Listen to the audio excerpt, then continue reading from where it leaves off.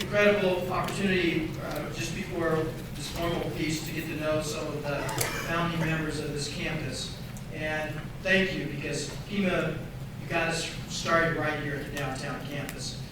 Sorry I didn't get a chance to probably meet everybody. For those who I had a chance to speak to, I can see why this is a very special place, because you laid some great roots for this campus. So 40 years ago, on a hot August day, the new downtown campus opened to its first students. The building had no AC, and remodeling was not yet complete. So registration had to take place manually outside using folding tables and chairs. I'm sure many of you remember that time. I can't imagine being in a facility with no AC. At the end of the week, with temperatures over 100 degrees, the campus was ready to open with an enrollment of about 2,500 students. And the most sunburned faculty and staff in Arizona history. The second challenge was hiring enough faculty members. The campus started with 19 full-time members and grew to include more than 40 adjunct faculty. By fall of '76, enrollment had grown to nearly 4,400 students, and the college was on the lookout to acquire some additional land so we could expand the footprint. Fast forward to today, the downtown campus is a center for learning for students who seek a career or who are looking for a affordable path to a bachelor's degree. Downtown has also become a community hub for its neighbors. Today, we serve over 6,000 students on their educational journey to whether it's to the university or to a career, with about 83 full-time faculty, 85 staff, and about 180 adjunct faculty. As you can see, things are truly studies and welding, among others. Downtown is also the center for more than 2,700 student veterans who attend here. Last year, we expanded and renovated the Veterans Center. Hopefully, if you have a chance, please tour the campus and especially go see our new Veterans Center. It's a beautiful center that the students put together. And what we're going to be doing next with veterans is we're going to be moving it from the locus of district office to here to downtown to be the center of gravity for our veterans. You also don't have to look too far. On the north edge of the campus, you'll see how downtown has made a difference in this community. In April of 2012, we partnered with Tucson Historic Preservation Foundation to give 4 beautifully restored historical neon signs a new home. This resulted in the governor's office recognizing this collaboration with the Great Community Award. All in all, it has been an amazing journey for the campus over the past 40 years, and I'm sure the best is yet to come. And that's because of all of you providing the foundation to get us going. So I want to say thank you again. Can we give them a hand, please?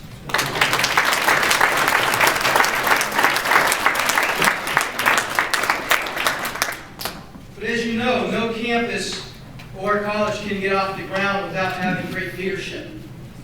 And so it's my pleasure and honor to introduce a mentor, a friend.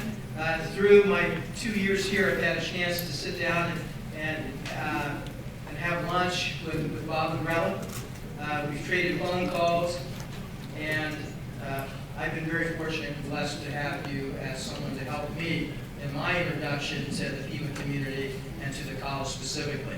So Bob, as you all know, started his career as a mathematics teacher in Illinois.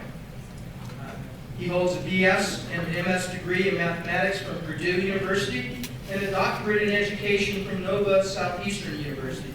His long and illustrious career in community college work began at, of all places, Pima, in 1970 as a faculty member at the West Campus. He also has served as an associate dean and as a division director of math, sciences, technology at the West Campus. And in 1974, he was the founding dean and chief instructional officer at the downtown campus. Thank you, Bob, for taking that role. Bob went on to serve as the associate dean of downtown campus until 1978. And back then, we didn't call the folks leading the campus's presidents. But I think I can say in retrospect that Bob was the first president of the downtown campus. In 1980, he returned to PCC after having left in 1978 to be the Vice President of Educational Services and to serve as the Provost of the college from 84 to 86.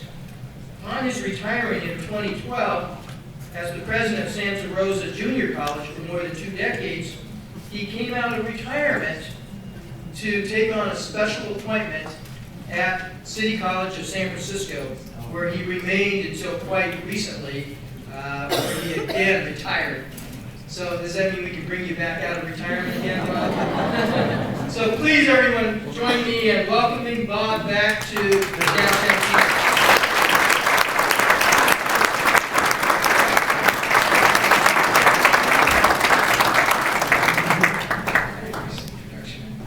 I really do appreciate everyone who participated in the development of the Founders Day today. This is a very, very special day for me, and I think a very special day for all of the folks who perhaps haven't been back on campus for a long, long period of time. Even though I moved to California, as we said, in 1986 to, at that time, Rio College as the president of Santa Cruz, I certainly have followed the activities of Pima via the Star, as well as personal contact with colleagues that I made during my days here at Pima. In addition, for about the past decade, actually 12 years, my wife Kim and I have had a second residence here in Tucson, in addition to the residence obviously in California. And we visit here as frequently as possible, although not nearly as frequently as we will now that I am fully retired and that Kim is retired. Before making some other very, very brief comments, I just want to say that controversy and strife is certainly nothing new to Pima Community College. The college was founded, as Lee said, in 1970. But we didn't say it was founded in 70 amid controversy and strife and a number of troubled times in subsequent years. Through each of these difficult times, the college has emerged a stronger and a much better institution. Most recent accreditation difficulties appear to be being addressed in a very, very forthright manner, and I firmly believe that the college is well on its way to again emerging from this difficulty as a much stronger and better institution as well. Now, it's really hard for me to believe that it's been 40 years since the opening of the downtown campus. But it really kind of came home to me as I went around a little earlier and met some of the folks who were the founding members here. And what struck me is how old you folks are. I don't look any different than I did in 1974. But some of you have really. Now, of course, in 74, you all, those of you who knew me as a 6'2", 230-foot black-haired individual. Today, I'm somewhat shrunk. My hairline is receding, and I am definitely feeling and showing my age in lots of different ways. Okay. But this campus, and my experiences working in the Pima Community College District, really shaped my career in education, just as I'm sure it shaped many of my colleagues' careers as well. If I had to characterize what it was like to be a founding member of this campus, I would choose certain kinds of words. I would choose words like exciting, invigorating, sometimes frightening, challenging, but always very satisfying. What made it most satisfying for me, as I think as it did for many of the faculty, staff, and administrators, was the sense of camaraderie, trust, and teamwork we developed at the moment the campus opened. This camaraderie and spirit existed not only during work hours, but extended to after work hours as well, as many of us would gather at local watering holes for some liquid refreshment, then hash out the day's activities perhaps take a look at what's coming up in the following weeks, and sometimes in the following months, perhaps even the following year. Everyone knew that they had a job to do, but no one was averse to stepping up outside of his or her specific duties and responsibilities to help a colleague or another department needing assistance. That same spirit permeated with the campus with respect to assisting students in achieving their educational goals. It was here at Pima, and particularly at this campus, I, like many of my campus colleagues, developed an understanding and appreciation of the importance of the role of developmental education has in ensuring the success of many of the students enrolling in college. Both human and fiscal resources were devoted to the development of remedial math, English, and reading courses. Faculty were encouraged to try new strategies and approaches to teaching their courses, and in many instances, the reward was seeing student success numbers increase. Then, as now, many of the students enrolling at Pima lacked the basic math, reading, and writing skills necessary to succeed at the collegiate level. And we saw addressing this as part of the basic mission, not only of the college, but of this campus in particular. It really was exciting to watch faculty develop curriculum not only in areas that I've mentioned, but also in a number of other areas such as biology, anatomy and physiology, psychology, hospitality education, business education, automotive technology, air conditioning, sheet metal, welding, and that's just to name a few. Because the campus housed a number of unique occupational education programs, another part of our basic mission was to work with local business and industry in meeting their labor force needs, thus contributing to the economic development of Pima County and to the state of Arizona. Program curricula was developed, offered, and evaluated based on business and industry needs. The campus's numerous occupational advisory committees actively kept both the faculty and the administrative staff aware of the ever-changing needs of this local community. Just as faculty played a key role in the early success and growth of the campus, I also want to pay tribute to the key role support staff played in the success of this campus. Admissions and records, grounds, facilities, custodial, secretarial, and all other support staff all had a pioneering and can-do attitude. Again, the philosophy that developed among them was to do the best job possible, particularly for those on the front lines in direct contact with students, to be customer-friendly and helpful in any way they could. So what was it like to be a part of the team that started the campus in 1974? Truly, it was like no other experience I have ever had in my career. Like many events that occur during one's lifetime, sorry, I think I get emotional about this. But like many events that occur during one's lifetime, you really don't realize or understand at the time. I didn't feel bad when I wrote these. But you don't understand at the time what a great experience and what great people you have had a chance to work with at various times in your career.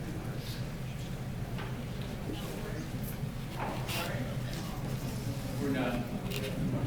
I'm not an emotional person. Those of you who have worked with me know that I am not an emotional person. As a matter of fact, I'm known anything but as an emotional person. But this is emotional. During these brief comments, I have really stayed away from naming individual faculty members and staff and their contributions to the campus. Because if I were to begin to name them and what their contributions were, we'd be here later. I know that we're here to listen to those speeches. Many of those early pioneers have passed away, but many are still with us. To everyone, wherever you may be, I want to say thank you for your hard work and the success you helped to achieve as a team. Personally, you helped mold my administrative philosophy. and made me a true believer in what can be accomplished by the power of cohesive team. I thank you very much.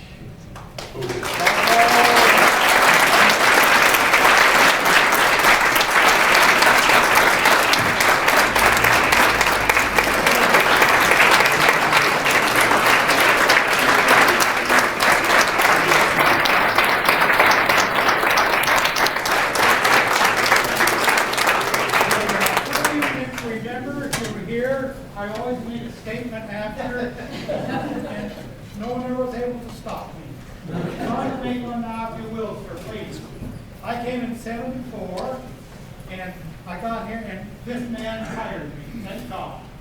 And he, for 24 years, not all of them, because he's a new man, but he was the best administrator I have ever known. And I've been in the business 27 years. I had a lot of administrators. That guy knew what was going on everywhere, absolutely, every room, he knew it. Another thing he did, he was dedicated. Chris and I were doing some really weird stuff where we required a generator, was called a pulse generator, which moved films.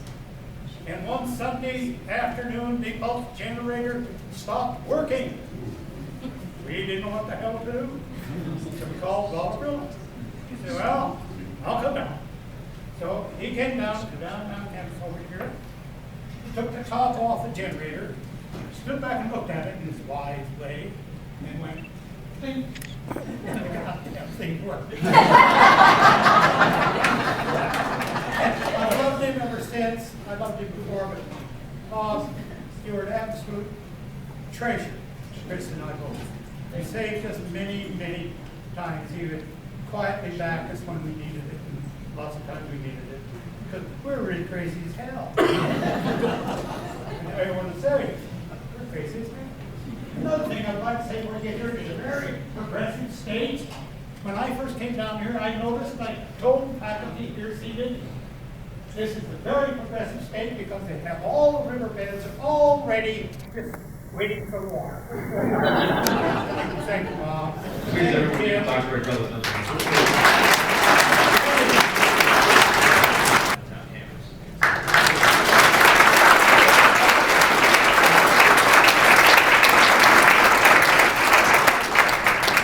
At this time, before I turn it back over to the chancellor, we're going to have our founding members come back up. But once you take your seat of honor, please remember to stay. We're going to do a group photograph. So back to the chancellor.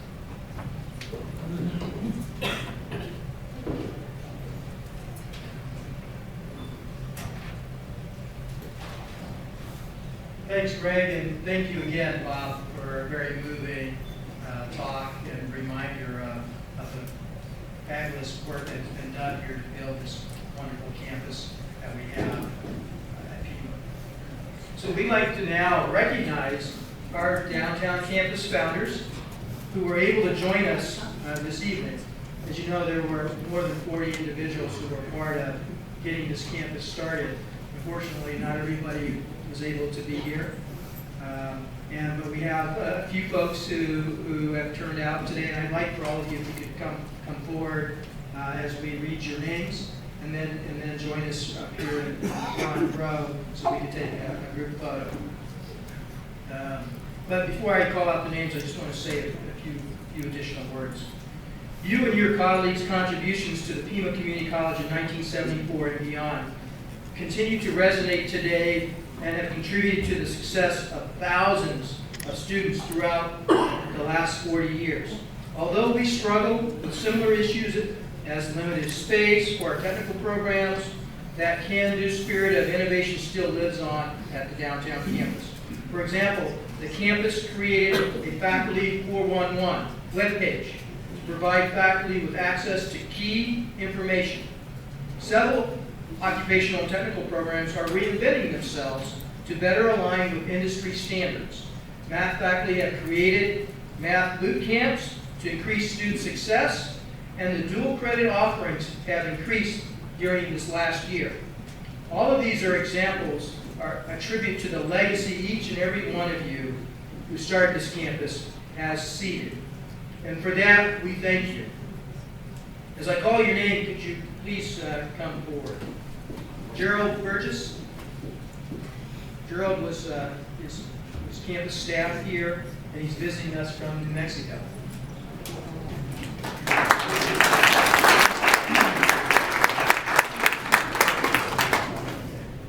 Did Rudy Castro make it? John Clifford. John is visiting us from Northern California, so thank you for coming out. Yes, you're highly welcome. And chops you have. Is that okay? So Mike Ennis. Mike?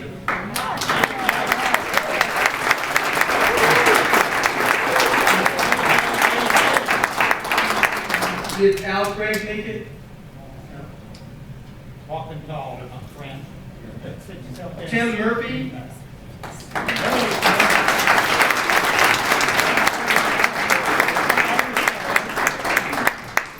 Unfortunately, Frank Shuring could not make it. He has passed away, but his wife Frances and his son John are here on his behalf.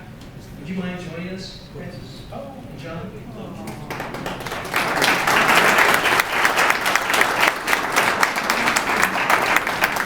Larry and Victor?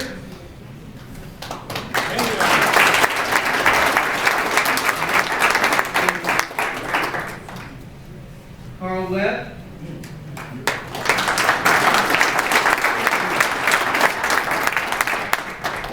Last but not least, Bob McCrell. Bob.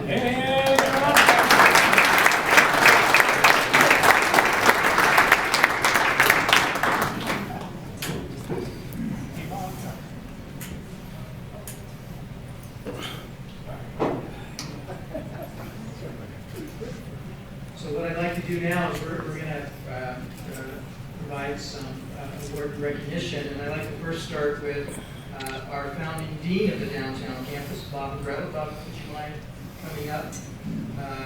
And Bob, we just want you to know, without your leadership and guidance, the campus would not have enjoyed the successes it has experienced today. Your vision for a comprehensive community college that prepares students for direct entry into the workforce, as well as transfer to the university, is reflected in the campus we have today. So thank you for being here, and we just like to recognize you for all that you've done for this college. Thank you.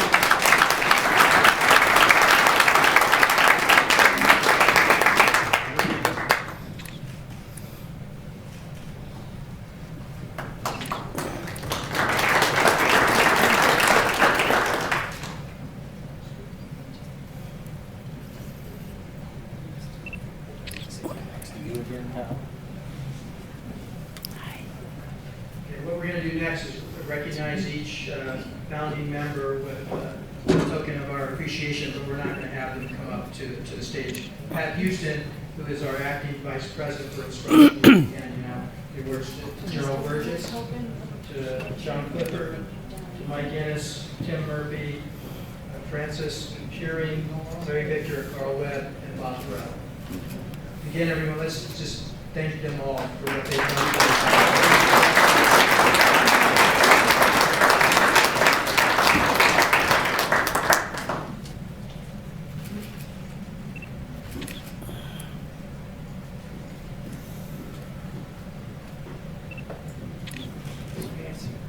It says here, do not pass go, do not collect $200.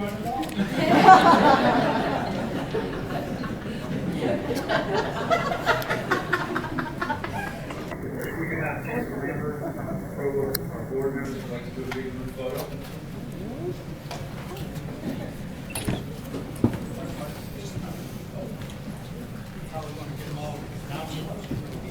You want us to stand back?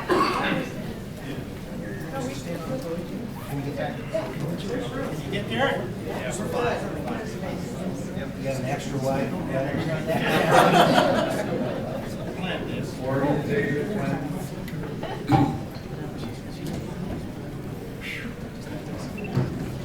Stand the crowd, not listen to anybody, speak up. All right, we all in? Here we go, 1, 2, 3.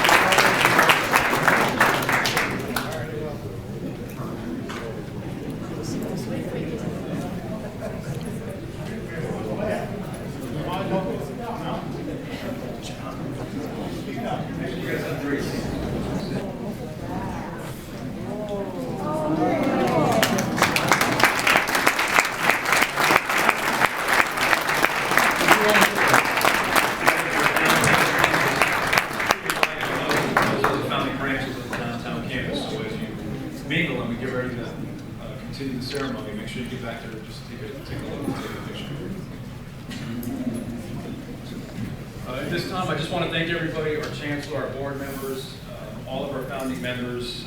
Thank you for attending. We're going to start some music. We're going to play a slideshow, and there's food at the back. But please just keep the spirit of this event going and get around and talk to as many folks as you can. Thank you for coming.